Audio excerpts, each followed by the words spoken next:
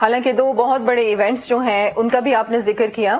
دیکھیں بلوچستان کی اگر میں بات آپ سے کروں تو بلوچستان رقبے کے لحاظ سے پاکستان کا سب سے بڑا صوبہ ہے اور آبادی کے لحاظ سے سب سے چھوٹا صوبہ ہے.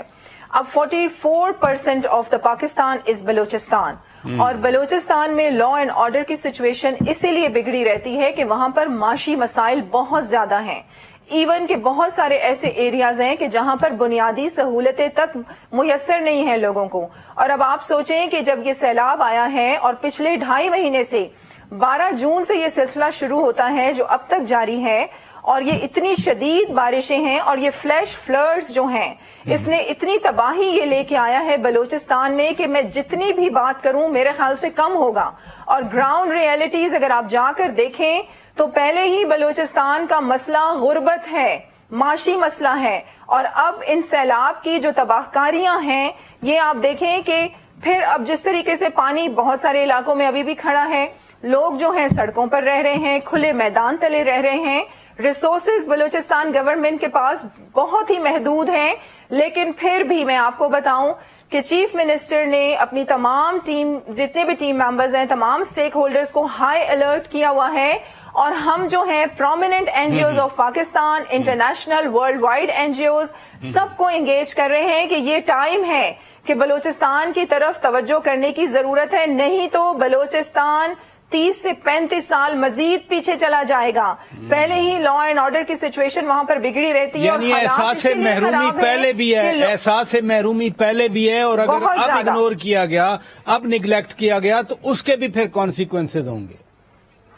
شوکت صاحب یہ ایک آتش فشاں ہے اور جو پھٹنے ہی والا ہے. میں بار بار توجہ دلوا رہی ہوں, فیڈرل گورنمنٹ کی بھی توجہ دلوا رہی ہوں کہ بلوچستان پر توجہ کریں, کیونکہ بلوچستان کے معاشی مسائل بہت زیادہ ہیں. پہلے ہی بنیادی سہولتوں کا فقدان ہے وہاں پر, اور اب یہ سیلاب کی تباہ کاریاں بہت زیادہ ہیں کہ آپ یہ دیکھیں کہ لوگوں کے پورے گھر بہ گئے ہیں. قرض لے کے جنہوں نے فصلیں اگائی تھیں ان کی فصلیں بہ گئی ہیں پانی میں, لائیو سٹاک بہ گیا ہے. تو اب آپ دیکھیں کہ بلوچستان کا کیا حال ہوگا.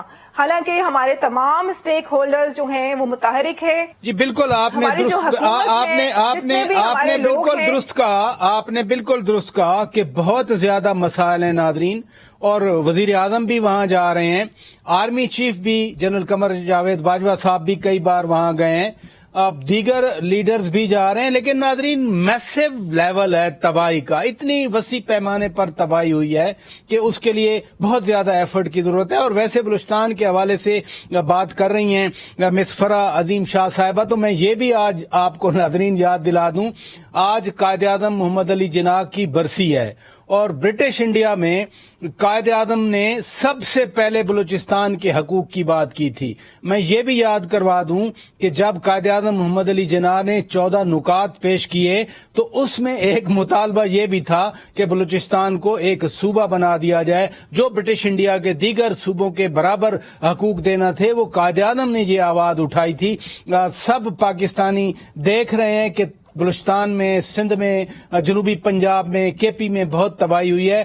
پاکستانیوں کا رد عمل ہے